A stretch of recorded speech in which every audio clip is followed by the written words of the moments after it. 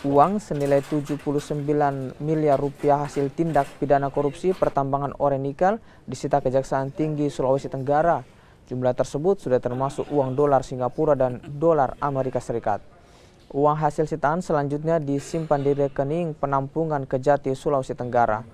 Kejati Sultra juga masih terus melakukan penyelidikan kasus korupsi tersebut, termasuk aset para tersangka. Pertambangan ore nikel pada wilayah PT Antam Tbk di Blok Mandiodo, Konawe Utara.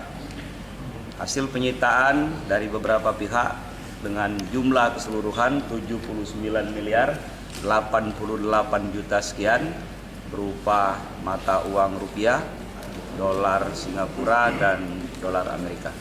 Selanjutnya, setelah konferensi pers ini, uang ini akan disimpan di rekening penampungan sementara atau rekening dinas Kejaksaan Tinggi Sulawesi Tenggara sampai pada akhirnya nanti mempunyai kekuatan hukum tetap dan akan kita eksekusi.